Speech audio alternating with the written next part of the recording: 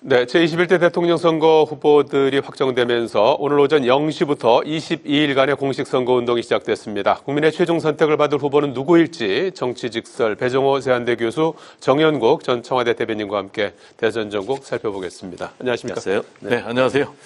자, 오늘부터 22일간의 대선 레이스가 시작됐습니다.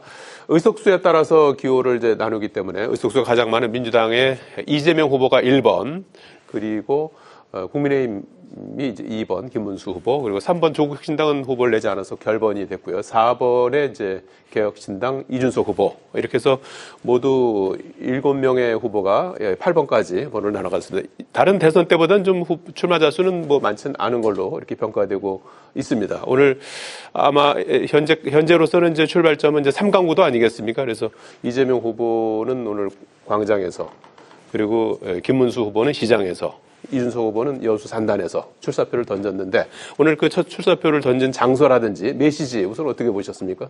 네, 일단 뭐 각자 후보들의 22일간의 첫 공식 일정이니까 자신들이 지향하는 방향, 가치, 비전을 가장 상징적으로 보여줄 수 있는 그런 장소를 선택할 수밖에 없는 상황 아니겠습니까? 그래서 이제 이재명 후보 같은 경우는 내세운 대표적인 공약이 내란의 완전 종식 아니겠습니까? 그래서 광화문 광장을 선택을 했습니다. 이 광화문 광장 하면 역시 상징적인 것이 두 번이나 빛의 혁명 또 촛불혁명을 통해서 불의한 대통령을 탄핵 파면한 그런 것 아니겠습니까? 그래서 이제 이곳을 선택을 한 것으로 해석이 되고요. 그리고 이제 이 자리에서 역시 이제 강조한 것은 성장을 굉장히 강조를 했어요. 특히 이제 이번 신비삼 내란 또 파면으로 대통령이 쫓겨난 상황에서 조기 대선을 치르기 때문에 인수위가 없습니다. 그래서 유능한 대통령, 준비된 대통령이 필요하다. 그래서 자신을 도구로 사용해주면은 확실하게 증명해 보이겠다. 라면서 준비된 대통령답게 AI, G3, 3대 강국 등 10가지 공약을 내놨고요. 반면에 이제 김문수 후보 같은 경우는 막판까지 지옥과 천당을 왔다 갔다 하면서 극적으로 지금 후보 등록을 했지 않습니까? 그러다 보니까 선대에도 제대로 지금 준비가 안 된 그런 상황. 그러다 보니까 역대 보수 전 집권당의 후보로서, 대통령 후보로서 첫 공식 일정을 집회를 하지 못한 그런 아마 유일한 대통령이 아닌가. 그러다 보니까 본인이 이제 가락동 서울시장을 찾아서 시장 대통령 또 그리고 민생 대통령, 경제 대통령을 강조를 했고, 오후에도 이제 대구 선문시장 보수의 심장 아니겠습니까? 여기를 찾아서 역시 민생 경제를 챙기는 대통령을 강조할 것으로 지금 행보가 나와 있고요. 반면에 이제 이준석 후보 같은 경우는 좀 뜻밖의 서울이 아니라 지방, 그것도 호남, 여수 국가산단을 내려갔어요. 그럼 이게 두 가지 의미가 담겨 있는 것 같은 게, 하나는 일단 호남 표심을 좀 노리겠다. 아무래도 김문수 국민의힘 후보가 극우 성향의 후보다 보니까 전통적인 호남의 국민의힘 보수 지지층의 표를 내가 가져올 수 있다라는 것 하나. 그리고 또 본인이 젊은 후보 아니겠습니까? 그리고 이공계 후보 아니겠습니까? 해외 유학파. 그러다 보니까 여수 국가 산단을 찾아서 본인이 글로벌 통상 시대의 적임자다라는 것을 좀 강조하기 위해서 이곳을 0시부터 찾은 것 아닌가. 그리고 오후에는 다시 서울로 올라와서 기자회견하고, 그리고 또 연세대학교 방문해서 대학생들과 같이 식사를 하는 그런 일정으로 꾸려져 있는 상황입니다. 자, 오늘 공식 선거전 첫날 세 후보의 메시지 어떻게 봐야 될까요? 뭐 일정에 대해서는 설명을 해주셨고, 아무래도 이제 다 세 후보의 모든 키워드가 경제, 민생 이것인데, 이제 김문수 후보 같은 경우는 본인이 이제 노동운동가고 노동부 장관을 했기 때문에 민생을 가장 우선시하는 그런 모습을 보였습니다. 뭐 대구 서문시장 같은 가는 것도 뭐 지지층을 겨냥한 것도 있겠습니다만은 서민 경제를 챙기겠다는 의지의 표시다, 이렇게 볼 수 있을 것 같고, 이준석 후보 역시 이제 여수 산단 지금 뭐 경제가 워낙 어려우니까 기업을 지원하겠다는 의지 보이는 것인데, 이재명 후보 같은 경우는 이제 광화문이 이제 굉장히 상징적인 장소이죠. 상징적인 장소인데, 지금은 이제 좌우 진영이 대립하는 갈등의 장소이기도 합니다. 그런 장소를 택한 것은 이제 정치적인 이유인 것이겠죠. 이제 지지층을 겨냥을 한 것이라고 보여지는데 그 갈등의 장소를 택했다. 네. 이게 맞나 하는 첫날부터 좀 쓴소리입니다만 예. 이게 벌써부터 국민들을 갈라치게 하는 것이냐, 뭐 자기 지지층만 부른 것이냐 이런 지적을 받을 만하다. 그래서 뭐 어쨌든 뭐 첫날부터 모든 후보들이 다 이때 경제를 내세운 것은 바람직한 것이라고 보여집니다. 예. 경제의 어떤 공통점이 있었군요.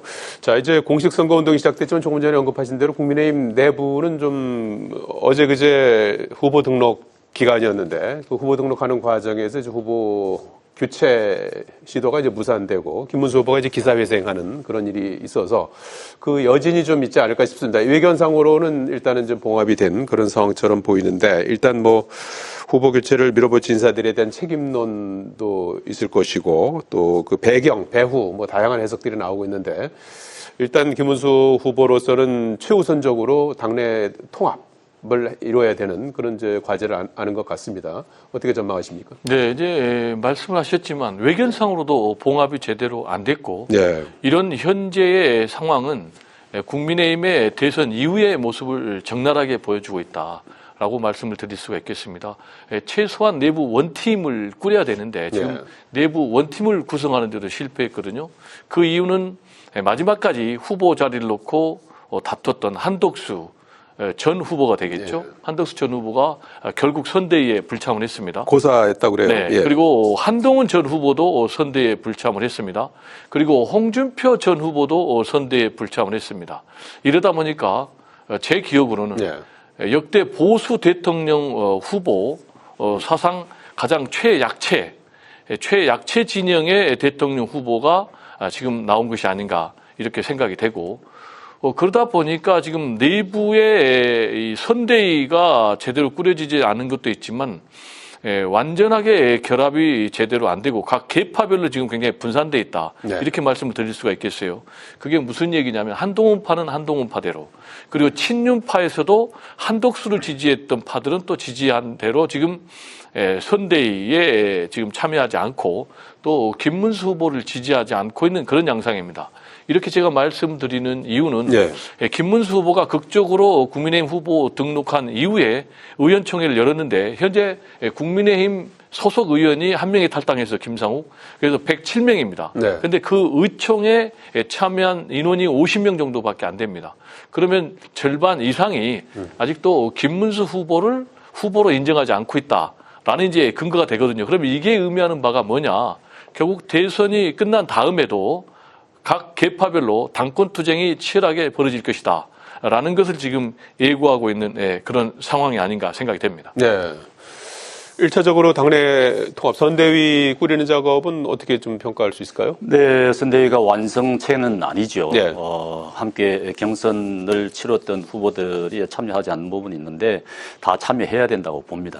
이것은 지금 과거는 과거고 이제는 나라를 생각한다 그러면은 나라의 미래를 생각한다 그러면은 다 틀고 누구나가 다 참여를 해야 된다고 봅니다. 제가 국민의힘에서 가장 경계해야 될 부분이 이제 이게 이 패배주의 젖는 것인데 그걸 벗어나야 된다고 봅니다. 저는 가능성을 보는 것이 이번 이제 단일화 과정에서 사실 좀 강압적인, 좀 비상식적인 이런 부분들이 있었지 않습니까? 사실 이제 당원들도 단일화하라고 하는 명령이 이제 80% 이상이 됐는데 결국은 한덕수 후보로 단일화하는 부분에 대해서는 거부를 했단 말이죠. 반대를 했어요. 그렇기 때문에 이 지도부가 추진하는 방향을 멈춰 세웠단 말입니다. 당원들이 멈춰 세운 것이에요. 당원들이 멈춰 세워서 정상화시켰다고 봐야 되는 것 아니겠습니까? 그러니까 정당한 절차 아닌 좀 말하자면은 상식적이지 않은 그런 후보를 내세워서는 안 되겠다. 정상적으로 가야 되겠다. 조금 부족한 부분이 있다 하더라도 정상적으로 가서 보충을 해야 되겠다 하는 것이 당원들의 뜻이라고 보여집니다. 당원들의 뜻이라는 것은 크게 보면은 민심이거든요. 그건 민심을 이길 자 아무도 없는 것입니다. 그렇기 때문에 설사 조금 미약하게 출발한다 하더라도 이 민심이라는 것이 지금 과연 이재명 대표에게 그렇다면은 이런 절대적 권력을 지어줄 것이냐. 우리 국민들이 이 한쪽으로 완전히 권력을 넘겨줄 것이냐 이런 부분에 대해서는 결코 동의하지 않을 것이다 저는 네. 봅니다. 그렇기 때문에 김문수 후보가 자기가 이제 되살아난 현상을 기적이라고 표현했는데 네. 저는 6월 3일 날도 기적이 일어날 수 있다고 봅니다. 국민들이 그 정도를 나라의 앞날을 생각한다 그러면은 이재명에게 지금까지 이재명 후보가 예. 해왔던 거 그리고 지금 하고 있는 거 이 사법부마저 이렇게 완전히 장악해서 무릎 꿇리는 이런 모습을 보면서도 절대 권력의 반지를 끼워줄 것이냐 절대 그렇지 않을 것이라고 봅니다. 예. 문제는 이제 뭐 당내 통합을 이뤄야 되는 것이고 또 일각에서는 윤석열 전 대통령과의 관계라든지 또 계엄이라든지 탄핵 반대에 대한 입장 표명이라든지 이런 걸 요구하고 있지 않습니까? 그래서 그렇습니다. 김문수 후보가 그건 또 풀어야 되는 부분 김문수 아닌가요? 후보 풀어야 될 부분이죠. 네. 풀어야 되고 당연히 풀어야 되는 부분인데 또 희망을 보는 것이 뭐냐면은 비대위원장에 김용태 의원을 내정했다는 겁니다. 예. 갈등 과정에서 참 진짜 그야말로 드라마틱한 정치 드라마의 막장극을 봤다고 할 수 있는 것이죠. 예. 그렇지만 그 끝은 그래도 김용태라고 하는 30대의 의원을 굉장히 합리적인 그런 의원을 비대위원장으로 세웠다. 그러면서 김문수 후보가 김용태 비대위원 내정자에게 정치개혁 해달라. 원하는 대로 하라고 한 부분이 있거든요. 예. 그러니까 김용태 의원도 정말 국민이 놀랄 정도로 정말 쇄신하겠다, 개혁하겠다, 정치개혁하겠다고 하는 부분이 있는데 이런 부분을 본다 그러면은 지금 국민의힘 정말 쇄신한다 그러면 이재명 후보만 봐서는 안 되는 것이에요. 사실은 네. 이재명 후보만 계속 비난한다고 해서 이제 국민들이 다 알 것 다 아는데 네. 그렇게 해서 되지는 않고 국민의힘 스스로가 혁신을 해야 된다.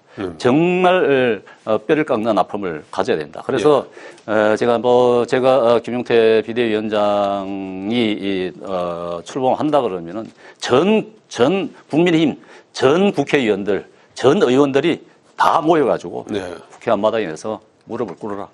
국민들한테 무릎 꿇고 다시 한번 살려달라고 업소를 해야 됩니다. 그렇지 않고 이런 사태를 그냥 유야무야 넘어간다 이렇게 해서는 국민들한테 표 요구할 수 없어요. 네. 그러니까 완전히 새로운 모습을 보여야 됩니다. 예. 그런 것을 김용태 신임 비대위원장이 할 수 있지 않을까 생각이 됩니다. 네. 당내 통합도 해야 되고 자신의 지지율도 끌어올려야 되고 또 외연 확장도 해야 되고 외연 확장 가운데 뭐 많이 거론되어 온 것이 이제 빅텐트 아니겠습니까? 뭐 빅텐트를 이제 넓혀서 이준석 후보까지 같이 이제 단일화하는 그런 방안도 여전히 유효할까요? 어떻게 전망하십니까? 뭐 그건 이제 이미 물 건너갔다고 봐야 되겠죠. 네. 일단 뭐 빅텐트를 치기 위해서는 내부를 하나로 묶어야 되는데 아까 말씀드린 대로 이미 내부도 갈갈이 분열되어 있는 그런 상황이기 때문에 빅텐트는 뭐 하나의 공허한 그런 구호로 이미 끝나 버렸고요. 예. 말씀하신 대로 이낙연 고문 같은 경우는 대선 불출마와 함께 확실하게 빅텐트는 하지 않겠다 선을 그었고 이준석 후보 같은 경우도 본인이 정치 공학적인 빅텐트는 참여하지 않는다 네. 라면서 대선 독자 완주 그리고 더 나아가서 본인이 10% 이상만 얻으면은 50%의 대선 자금을 보전받을 수 있습니다. 예. 그리고 대선 패배 이후에 범보수의 중심에 설 수 있다라는 기대감을 갖고 있기 때문에 빅텐트는 실현 불가능하고요. 우리 이제 대변인께서 예. 김문수 후보 그리고 또 국민의힘이 완전히 새롭게 탈바꿈해야 된다. 라는 부분에 대해서는 저도 100% 공감합니다. 네. 그러면은 김문수 후보 국민의힘이 새롭게 완전히 탈바꿈하기 위해서는 뭘 해야 되느냐? 네. 가장 중요한 것이 결국 탄핵의 강을 건너야 되는 겁니다. 그래서 한동훈 전 후보 같은 경우도 내란 그리고 비상계엄 탄핵에 대해서 국민에 대해서 사과를 하고 네. 그리고 또 윤석열 대통령 뿐만이 아니라 윤석열 대통령 부부 김건희 여사와 같이도 확실하게 절연해라 라고 요구를 했거든요. 네. 그런데 지금 김문수 후보 같은 경우는 확실하게 12.3 비상계엄이라든지 내란에 대해서 국민들이 수용할 수 있는 그런 석고대죄 형식의 사죄를 한 적이 없고 그리고 한동훈 후보 같은 경우는 이 비대위에 이런 세력들을 쓰지 마라라고 했는데 지금 이번에 인사하면서 박대출 사무총장을 기용을 했거든요. 네. 그럼 박대출 사무총장 같은 경우는 탄핵 반대파입니다. 그리고 윤석열 전 대통령이 관저에 있을 때 관저에 몰려가서 집회한 사람이거든요. 그러면 이런 사람을 기용을 하고 특히 이제 후보 수락 연설에서 광장 아스팔트 세력, 네. 자유수호 세력과 함께 가겠다라고 했거든요. 그러면은 이제 중도에서는 절대 표가 올 수가 없는 거죠. 최근에 이제 리얼미터 여론조사 결과가 있었는데 네. 그게 이재명 후보가 52, 그리고 네. 김문수 후보가 31, 이준석 후보가 6%가 나왔는데 이런 식의 행보를 계속하면은 지금 이재명 후보의 지지율이 상승세가 되고 있는데 상승세가 더 올라가면서 이재명, 김문수, 이재명 후보의 지지율 격차가 더 벌어질 가능성이 있다. 이렇게 저는 전망을 합니다. 네. 대표님 어떻게 보십니까? 지금 이준석 후보하고의 최종적으로 이제 단일화까지도 염두에 두고 있는 겁니까? 당연히 단일화해야 된다고 봅니다. 예. 당연히 단일화의 희망을 보는 것이 앞서도 말씀드렸듯이 이제 김용태 의원이 비대위원장이 됐다는 것. 우리가 알다시피 천하영인이라고 같이 이준석 후보하고 같이 같은 당 같이 이 비대위원을 했고 당대표 때 같이 활동을 한 서로가 잘 아는 통하는 그런 사이이기 때문에 아마도 이 김용태 의원이 김용태 이제 비대위원장이 되면은 움직일 거라고 생각이 됩니다. 그렇다 그러면 이준석 후보가 본인이 이제 앞으로 나올 여론조사 결과 같은 걸 보면은 물론 이번 이제 단일화 과정에서 국민의힘 지지층이 상당히 이준석 쪽으로 갔다고 보여집니다. 그것도 다 국민의힘 지지자들이거든요. 그런데 그런 과정 속에서 이준석 후보가 앞으로 이제 여론의 흐름을 봤을 때 정말 앞서 말했듯이 15% 이상 못 가져간다 하면 사실상 경제적인 현실적인 어려움도 있고 하기 때문에 본인이 국민의힘 출신이고 또 국민에 대한 애정이 없는 것도 아니고 하기 때문에 저는 단일화 가능성도 있다고 봅니다. 그리고 또 단일화가 돼야 됩니다. 나라의 미래를 생각한다 그러면은 이런 반 이재명 연대가 형성이 돼야 될 것이고 그게 효력을 발휘할 것이라고 봅니다. 그 제가 좀 균형을 좀 간단하게 짧게 얘기해야 되겠는데요. 단일화가 되려면 최소한 세 가지 조건이 구비가 돼야 됩니다. 일단 단일화를 시도하는 두 후보의 여론조사 지지율이 비슷비슷해야 되는 거예요. 근데 김문수 그리고 이준석 후보의 지지율 격차가 굉장히 나기 때문에 제가 볼 때 참여하지 않고 두 번째로 단일화를 할 경우에는 상대 후보를 이길 수가 있어야 돼요. 근데 두 사람의 지지율 합쳐도 이재명 후보한테 지거든요. 그리고 세 번째는 뭔가 얻은 게 있어야 되는데 단일화해도 이준석 후보는 얻을 게 전혀 없는 거죠. 그래서 제가 볼 때는 단일화는 100% 안 된다라는 말씀 좀 드립니다. 100% 안 된다는 말씀은 좀 제가 볼 때는 100% 안 됩니다. 듣는 입장에서는 좀 또 섭섭할 것 같고요. 이준석 후보가 안 한다고 몇 번이나 단언했어요. 여론조사가 이제 22일 남아서 앞으로 이제 그게 또 출렁일 수 있는 거니까요. 한번 그건 좀 살펴보기로 하고요. 이재명 후보가 현재 이제 지금 말씀하신 것처럼 선두로 이제 앞서고 있다는 평가가 많이 있습니다. 그래서 여러 가지로 이제 그 일찌감치 정책 행보 그리고 지역 돌면서 경청 투어를 하지 않았습니까? 게다가 이제 사법 리스크도 잦아들었고 위증교사 항소심도 대선 이후로 재판이 이제 미뤄졌습니다. 남은 과제는 뭐라고 보십니까? 일단 변수는 지금 거의 전혀 없다. 이렇게 생각이 되고요.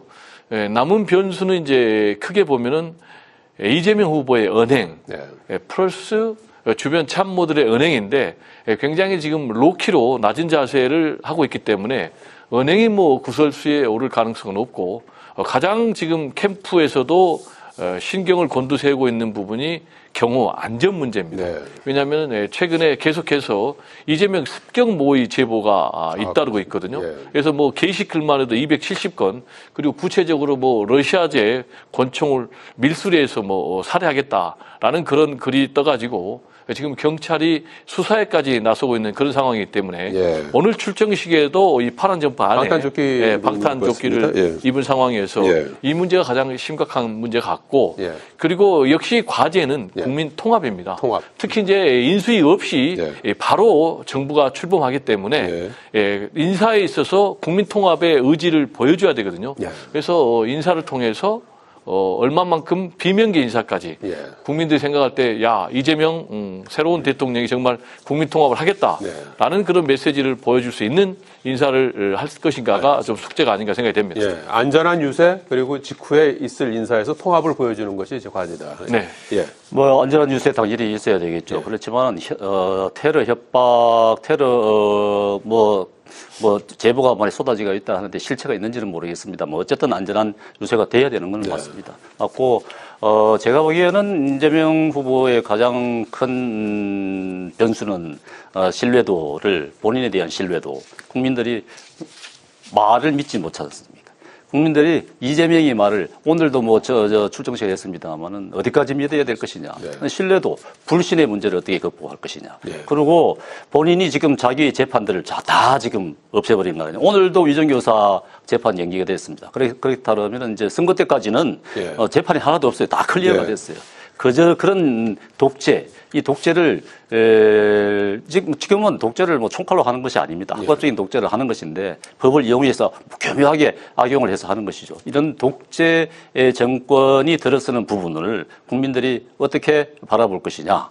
이것은 제가 볼 때는 이재명 후보 입장에서는 이걸 지금 일단 벌어진 일이고 하기 때문에 수습하기는 굉장히 어려울 것이라고 보는데 어쨌든 이제 과정 속에서 그런 부분들이 이제 토론을 하게 되면은 치열하게 논의가 될 것으로 생각이 됩니다. 근데 독재는요. TV 토론을 통해서 이제 우리가 뭐 확인할 수 있을 것 같고요. 너무 이제 일방적으로 사실을 왜곡을 하는데 독재는 윤석열 전 대통령이 12.3 비상계엄 친위 쿠데타 하다가 파면이 됐고요.